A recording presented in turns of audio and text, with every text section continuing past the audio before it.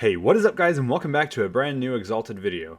Today we're going to be starting a new series diving into the reputations of World of Warcraft and how to obtain Exalted with each of them. Coming in patch 8.1 is an update to how reputations work. While reputations themselves will not be account-wide, their reputation status is account-wide. Though this only matters for Exalted, as the endpoint of this is that if you're Exalted with, say, 4 reputations on one character and 4 others on another character, then your account will have credit for being Exalted with 8 reputations. This doesn't, however, stack 2 of the same reputation. If 2 characters are Exalted with Stormwind City, that still only counts as 1. Today's video will be going over specifically the reputations of original Azeroth, or rather reputations either prior to the Burning Crusade or can be obtained prior to reaching the Burning Crusade. We're going to be going over some easy ones like the shockingly easy Thorium Brotherhood, but if you want to see some reputations that are so difficult I would call them masochistic, be sure to stick around to the end to see that. There's 3 sections to this video: regular reputations as well as the Steemwheedle Cartel, city reputations like Horde and Alliance race reputations, and battleground reputations. That being said, for most of these reputations, any reputation you gain is increased by 10% if you are playing a human, and an additional 10% if you're using the Darkmoon Faire hat. So capitalize on that 20% bonus if you're able to. I do want to point out that, after spending the amount of time I have working on this video, I've realized that doing all the reputations together might not be the most effective or highest quality way of delivering this information. I don't plan on doing future Exalted videos as all-encompassing like this one is. Furthermore, I'm going to be watching the feedback I get on this video. If I feel that the reactions to it justify it, I'll split this video into multiple videos instead. So be sure to let me know what you think about the video. Don't forget that if this video helps you, leave a like and share with your friends who are on that reputation grind. Anyway, that being said, let's jump into the first section: regular reputations and Steemwheedle Cartel. So, as I sort of alluded to earlier, we're going to be starting off with the easiest reputation. That's the Thorium Brotherhood. If you really care about the reputation and want to earn it through quests, you're welcome to do so. But if you'd like the shortcut, here it is. This may very well be the easiest reputation to get Exalted with, or at least as far as I've seen. What you'll want to do is collect fiery cores or buy them off the auction house. The amount you'll need depends on your race and reputation items like the Darkmoon Faire hat. Baseline for any race is 21. Humans or Darkmoon Faire hat makes this 20. If you have both, it's 18. Once you get these, whether from the auction house or some other source, you'll want to head to Blackrock Mountain. Once you're there, head in and head down to the Blackrock Depths. Once you get in, you'll want to right-click the mole machine and hit the button labeled just past the Grim Guzzler. Once you've done this, head around the edge of this area and up this ramp. The next part is mildly tricky and unnecessary if you don't want to fiddle with it, but it can save some time if you can get it.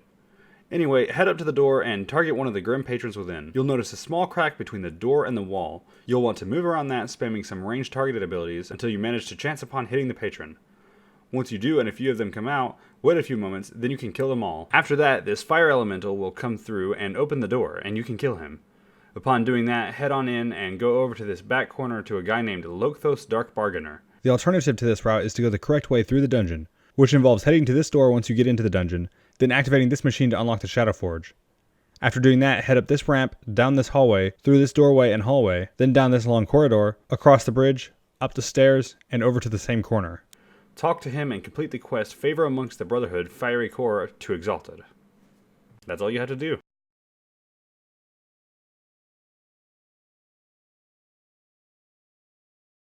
After you quickly and very easily get Thorium Brotherhood out of the way, there's another one right next door which will inevitably take quite a while to complete but is not a long or rigorous task per session.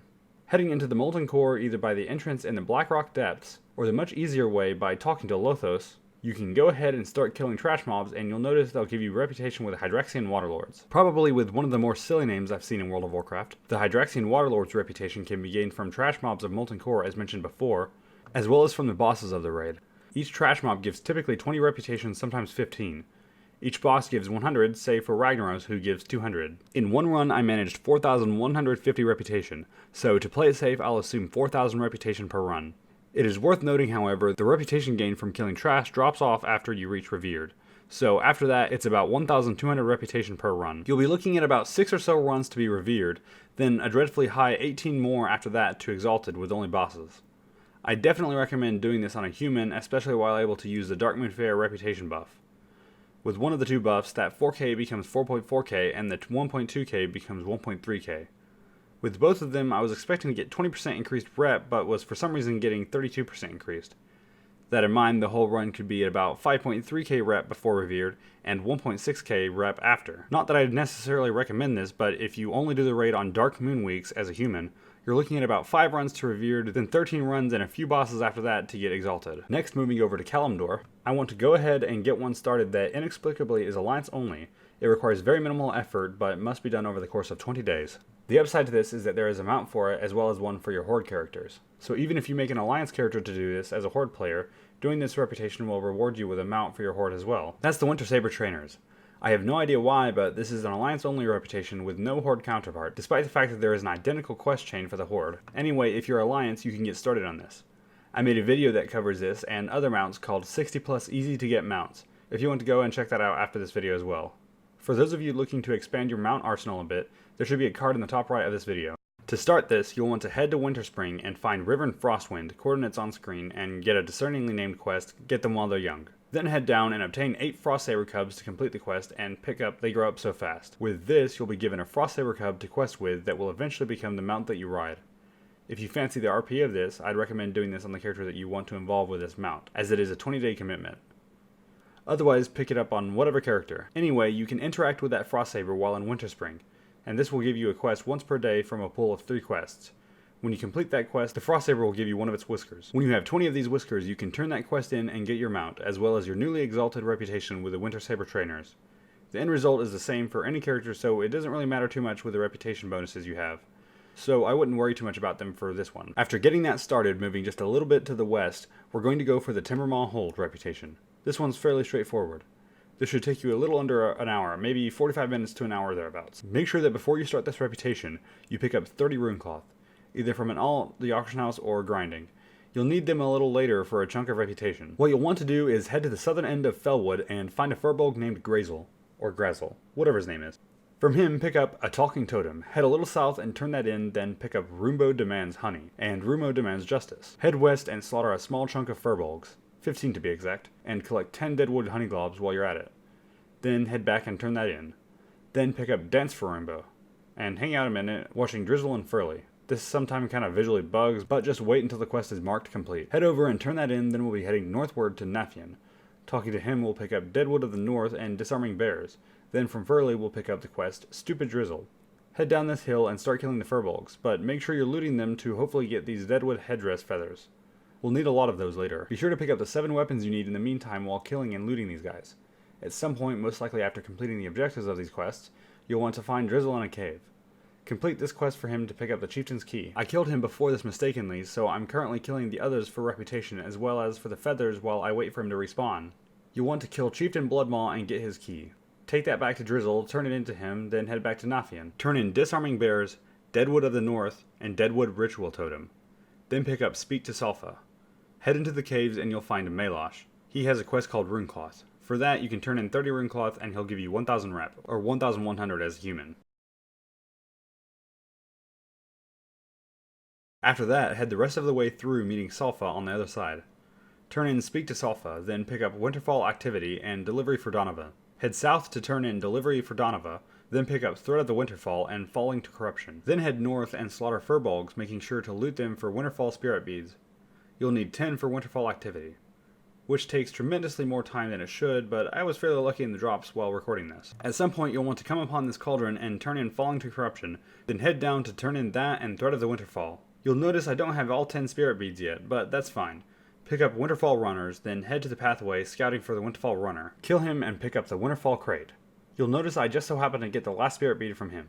As long as at some point you complete this quest, it's not too big a deal, but make sure you do, for a nice chunk of rep. Turn in Winterfall Runners, then pick up Scalding Signs and head north to kill slimes and elementals for Suspicious Green Sludge. The drop rate is a little odd on these, but just run around killing them until you have enough. Turn that in and pick up High Chief Winterfall, then head east and kill High Chief Winterfall. Pick up the crudely written log while you do to grab the quest The Final Piece. Head back and turn both of these in. Don't pick up Words of the High Chief. Then head back to Salfa at the cave entrance. Complete Winterfall Activity. After this, you're ready to start the grind, which should take probably 15 to 30 minutes. Fly over or through the cave and head back to the Deadwood Furbolgs. Go ham slaughtering them for their feathers. The reason we're doing this is, for 1, you gain 20 rep per furbolg killed, or 22 with a 10% bonus, as well as turning in 5 of these feathers to Nafian grants 2k rep, or 2.2k rep with 10% bonus. That being said, you'll want to track how much reputation you need to Exalted. When it is lower than the number of sets of feathers you have times 2000, you're ready to turn feathers in. For instance, when I picked up my 45th feather, which totaled 9 turn-ins at 2.2k a pop, I had 18,104 reputation remaining, which is less than 19,800 rep I would gain from the turn-ins. Completing these turn-ins will get you Exalted with Timbermaw Hold. Moving on from there, our next reputation to start will be the Cenarion Circle. For most of this, you're just doing a pretty lengthy time of quests, so I'm going to go ahead and buzz through them fairly quickly. Head to Karnum's Glade in Desolace to find Karnum Marshweaver and pick up Stubborn Wind. Then find Botanist Faire and pick up A Time to Reap and Pulling Weeds. Then to Thrussa Amberglen for Blood Theory. Complete each of these and turn them in, picking up Taking Part from Botanist Faire, hell yeah, and Calming the Kodo from Thrussa Amberglen. Turn these in and find Garin Darkwind, picking up An Introduction is in Order. Turn that in to Khan Lepra, then pick up Breakout from him, and Cenarion Property from Garin Darkwind. Do those and turn them in, then pick up Delicate Negotiations from Khan Lepra. Do not make the same mistake I did, flying straight over to the Magram territory. Instead, do the correct thing and talk to Khan Lepra, awkwardly riding him into battle. Once you get to the Fatherstone, use the ability you have and wait there, killing the centaurs that come up to you. After that's finished, talk to Khan Kama to turn it in. Head to the northwest where Ethelrether is and talk to Cenarion researcher Korrah, picking up the Emerging Threat. Complete that and pick up Slitherblade Slaughter. Complete that and pick up Going Deep. Use the Disguise and turn that in, then pick up Wetter Than Wet. Turn that in and pick up Deep Impact. Complete that, moving on to Mystery Solved, then The Enemy of Our Enemy. A Revenant's Vengeance, return and report, official assessment. Then head back and turn that in.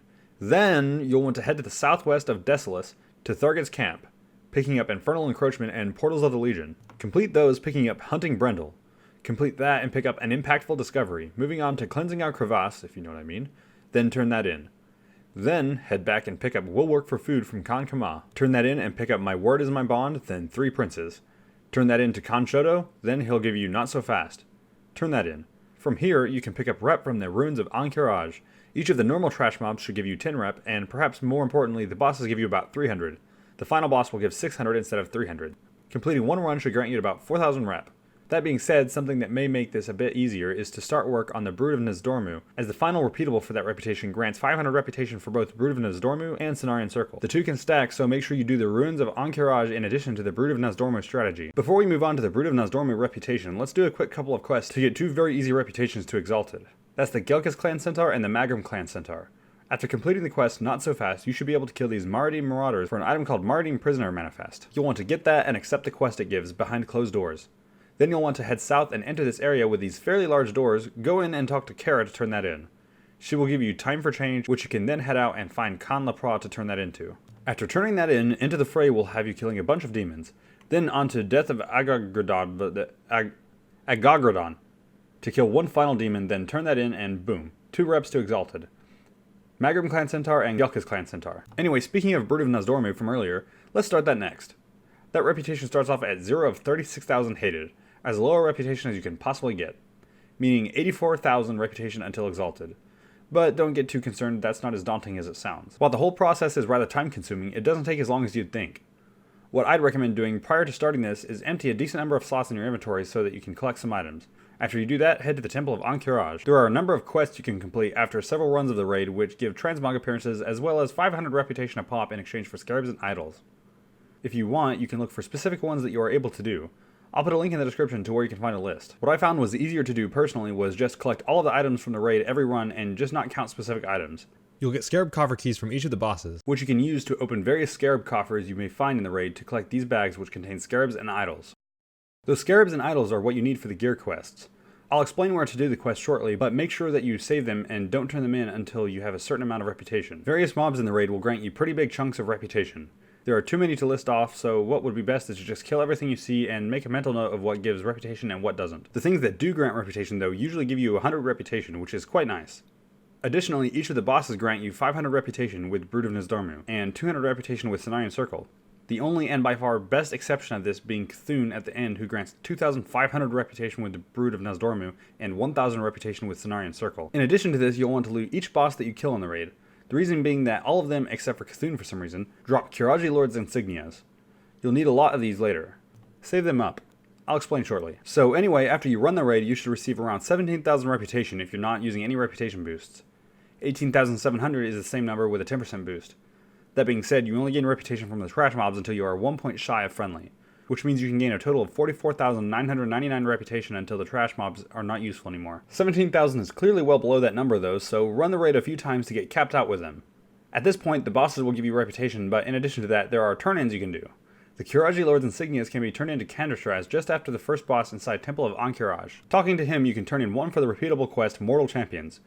Doing so will grant you a whopping 500 Brood of Nozdormu reputation, and 500 Cenarion Circle reputation. Turn in all the insignias you have been gathering. In addition to that, as you go up in reputation level, you will unlock quests with the others where you can turn in the idols and scarabs. Doing this will also grant you 500 reputation with both factions. From here on out, you'll need to run Temple of Ankiraj, then turn in all the insignias you gather, as well as scarabs and idols if you're doing that. One run of the raid will grant you 6,000 reputation with Brood of Nozdormu from bosses, and 2,400 reputation with Cenarion Circle. This is from 7 total bosses dropping insignias, which is another 3,500 Brood of Nozdormu and Cenarion Circle. So each run should net you 9,500 Brood of Nozdormu and 5,900 Cenarion Circle. Repeat this until Exalted with both. This should be a total of 4 runs and a little bit of one more until Exalted with Brood of Nozdormu. Up next we have the Darkmoon Faire. This is an easy reputation to get Exalted, but a tedious one if you're not up to doing the Darkmoon Faire dailies. Most may know this, but just to share the information for those that don't know, the Darkmoon Faire is a reputation that can only be accessed 1 week every month, as they are associated with a monthly event sharing the same name, the Darkmoon Faire. One of the easiest, but mildly expensive if you are about as responsible with money as I am, things you can do is collect the Darkmoon Faire items that give quests, able to be turned in at the Darkmoon Faire for reputation as well as Darkmoon tickets. Each month, the turn-in for these quests resets, so you can do this over the course of multiple months if you wish.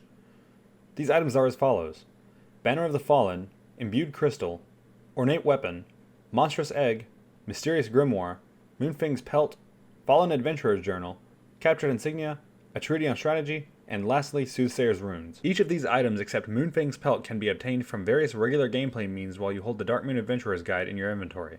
This is obtained by new players after visiting the Darkmoon Faire and completing the quest aptly named the Darkmoon Faire, or by players who have already done that when you visit Selena Dorman, who is located at the first tent on the left as you enter the Darkmoon Faire. Fallen Adventurer's Journal, Banner of the Fallen, and Captured Insignia are dropped in Battlegrounds. Imbued Crystal, Monstrous Egg, Mysterious Grimoire, and Ornate Weapon from various dungeon bosses. A Treaty on Strategy drops from certain heroic dungeon bosses. Soothsayer's Runes drop from certain raid bosses. I'll link to some information below about where to obtain each item. That's entirely too much information for the scope of this video. Any which way, if you want to earn these items yourself instead of buying them, you can actually earn them at all times as long as you have the guide, even if the Darkmoon Faire is not active. That being said, the easier route, in my opinion, is to just buy the items off the auction house. The items vary pretty drastically in price, but I'll note there tends to be a considerable spike in price just before the Darkmoon Faire as well as during the entire time it's up. At the time of writing this script, the items sell for about 200 to 1,000 gold each, save from Moonfang's Pelt and Soothsayer's Runes being much higher. Anyway, why do you want to collect these? Well, each item gives you a quest. Each of those quests grants you 250 reputation, so turning in all of these is a total of 2,500 reputation. Each quest also gives 5 to 15 tickets, which can be put toward mounts such as the Darkmoon Dancing Bear, Swift Forest Strider, or best of all, the Darkmoon Dirigible. Or instead of the mounts, you can go for the pets: the Darkmoon Balloon, Cub, Hatchling, Monkey, Tonk, Turtle, or Zeppelin. With the Darkmoon Faire, you start off at 0 of 3,000 neutral, meaning you will need a total of 42,000 reputation to get Exalted. In addition to the 2,500 reputation per month you can obtain above, there is also daily quests. There is Firebird Challenge, He Shoots, He Scores, It's Hammer Time, Target Turtle, the Human Cannonball, the Real Big Race, the Real Race, and Tonk Commander. Each of these are found within the Darkmoon Faire and can be completed once per day. Each also rewards 250 reputation as well as a prize containing a ticket as well as potentially some other rewards from the fair. If you know how to do Darkmoon Faire quests, check the timestamp on screen for skipping this part. Otherwise, continue listening. In order to do these dailies, you will need to talk to Saz Coincatcher to get some game tokens to use in exchange for the different quests. For Fireburst Challenge, make sure you have particle effects on high, otherwise you won't be able to see the fire rings. I found that out when recording this, as I had particle effects off for part of the Hive Mind unlock still. Once you verify that you have that on though, talk to Ziggy Sparks to get started. She'll send you in the sky and let you start flying. You can use this ability to fly through the fiery rings, which you'll need to do 15 times in order to complete the quest. For He Shoots, He Scores, talk to Rinling for the quest and start the game, and just aim at the different targets as the arrows appear over them. If you can respond to the arrow fast enough, you'll get an achievement called Quick Shot, as well as 2 points for that specific shot. For It's Hammer Time, talk to Mola, then just run and start whacking the gnolls in the barrels. Make sure not to hit the dolls, only hit the gnolls. You'll need 30 points to finish this. In addition to that, hitting the one that looks like a larger gnoll, or hogger, will grant you 3 points instead of 1. For Target Turtle, talk to Jessica Rogers. Once you get the quest and start the event, it's kind of a pain in the ass to hit the turtle, so I personally just end up spamming the ring toss ability. You'll need 3 successful tosses to complete the quest. For the Humanoid Cannonball, talk to Maxima Blastenheimer, which will launch you skyward from her cannon, if you know what I mean. You'll need to land in or around a target that is in the water. A bullseye grants you 3 points as well as the Blastenheimer Bullseye achievement. My personal strategy for this is to zoom all the way out and look straight down. Then once I pass this specific fenced-in area, press the release button to go down. You can do that a couple of times to complete the quest. For the real big race, run over one of the vehicles you can pick for the races and talk to Patty Earnhardt. Then just follow the gates to finish the race. For the real race, it's basically the same thing, but you talk to Mal Earnhardt instead, and it's a lot shorter of a race.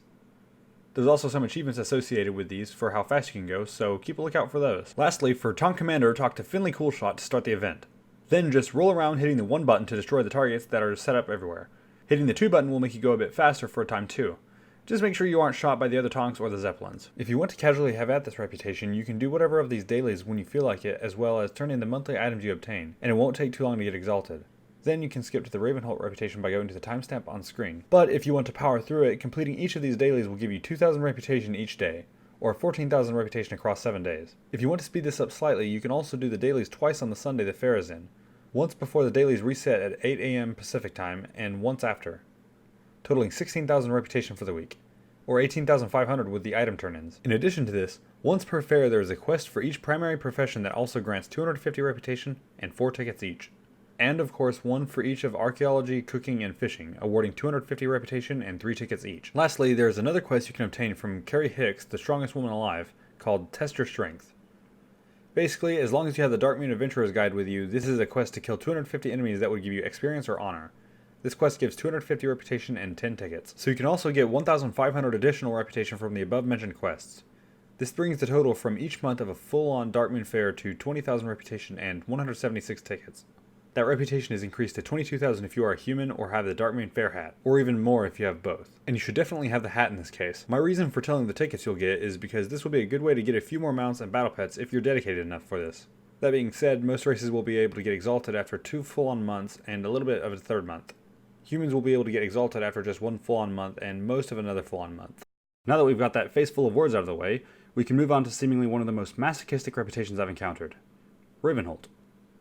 For the first part of this, you do not need a rogue, however, for the second part of it, you need a rogue that is about level 60, or more preferably is a much higher level than 60. I would extremely strongly recommend doing this as a human rogue to maximize your reputation gains. They get the 10% boost as humans, and they can do the rogue work, of course. So for the first part, you're going to be going to Stromgarde Keep, and you're going to find all of these different Syndicate members. And you're going to kill them. Then you're going to kill some more.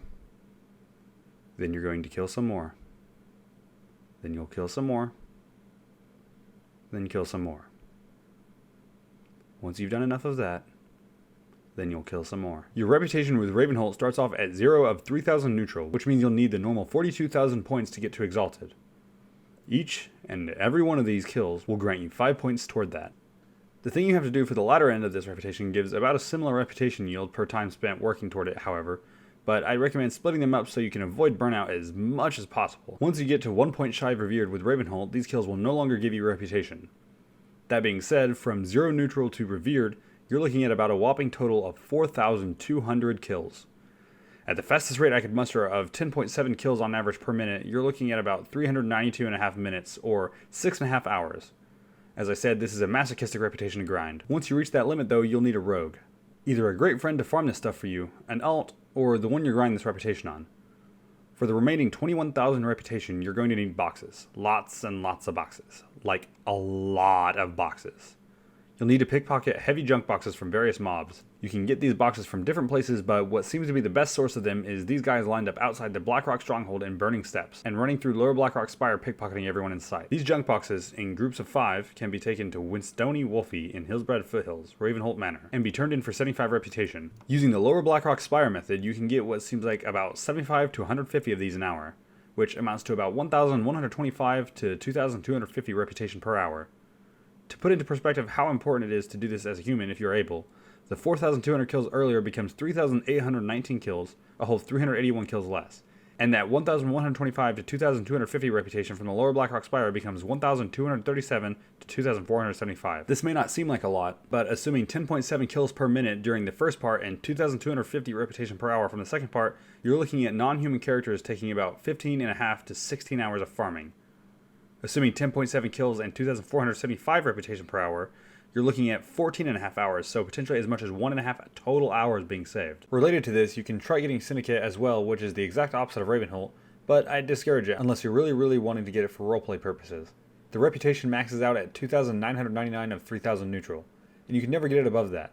Aside from that, it also takes quite a while to get even there. Anyway, moving on to something just slightly more obtainable than the Syndicate, moving on to Bloodsail Buccaneers.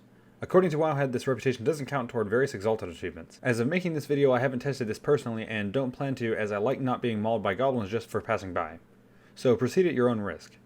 Possibly someone can help in the comments if anyone knows for certain. Anywho, that warning out of the way, the best way to get reputation with Bloodsail Buccaneers is to simply kill the inhabitants of Booty Bay. You'll head there, set the Booty Bay reputation to at war, then have at them.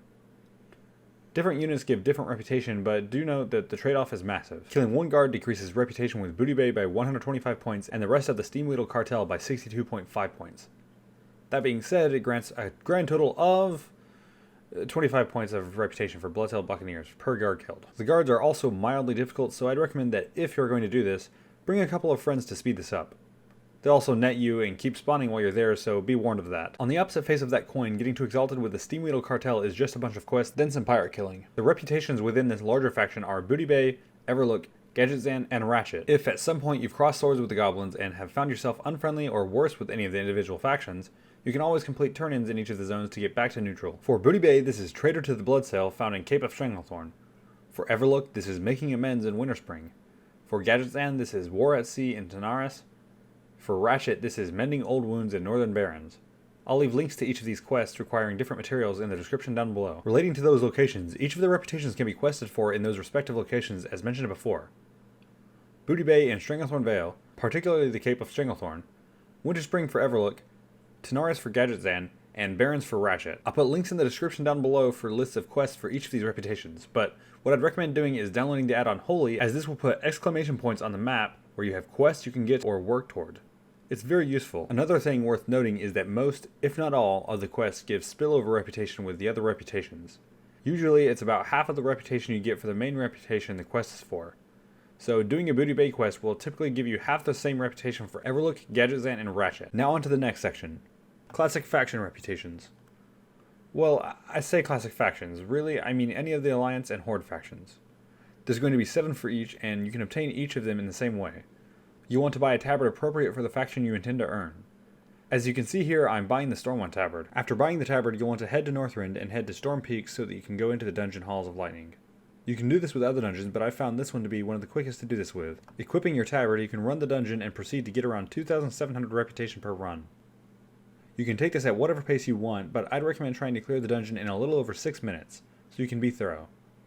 And in addition to this, there's an account-wide limit of 10 instances per hour that you can create. So you want to make sure that you're not hitting that limit too early. Assuming you are 0 of 6,000 friendly with any given reputation, that will leave you needing 6,000 reputation for Honored, 12,000 more for Revered, and 21,000 more for Exalted, totaling out to 39,000 reputation needed. At 2,700 reputation per run, you're looking at about 14.5 runs to Exalted, so about an hour and a half per faction to get Exalted. Along with the reputation's Exalted status, you can also use this as a means to buy more mounts, as you unlock the ability to buy them for each faction as you become Exalted. I'll now list where to buy each faction's tabard, starting with the Alliance of course. To buy the Stormwind tabard, you'll need to visit Captain Lancy Reption in Stormwind City. While here, you can get the tabard for Tushui Pandaren from Adherent Hanjin by the Cataclysm portals. Then head over to the embassy and pick up the Gilneas one from Lord Crandon and the Darnassus one from Moon Priestess Lasara. Moving on to the deeper Tram, heading to Ironforge, we can go and find the Griffin Master there, as this is where you'll find Captain Stonehelm for the Ironforge tabard, and Master Tinker Trini for the Nomergon tabard. After that, all that's left is to head to Exodar to find Kadu by the Hippogriff Master, who will sell you the Exodar tabard. Moving on to the Horde side, we're going to be headed to Orgrimmar to find Stoneguard Nargal, who will sell you the Orgrimmar tabard. Next to him is Champion Uru Zin, who sells the Darkspear tabard. Lastly, next to both of them is Frizzo Villamar, who sells the Bilgewater Cartel tabard. Then we can head up onto the wall at the Orgrimmar entrance to find Captain Donald Adams, who sells the Undercity tabard. After him, the last quartermaster in Orgrimmar is Disciple Juicy to get the Huojin tabard. After that, there's just 2 other quartermasters. In Thunderbluff, you'll find Brave Tuho, who will sell you the Thunderbluff tabard. Lastly is just outside Silvermoon City, actually not inside it, Magistrix Nizara will sell you the Silvermoon tabard. For each reputation, just wear the tabard and complete Halls of Lightning runs until Exalted. The next section we're going to be going into is the Battleground reputations. I just want to warn ahead of time, none of the Battleground reputations are quick to get at all.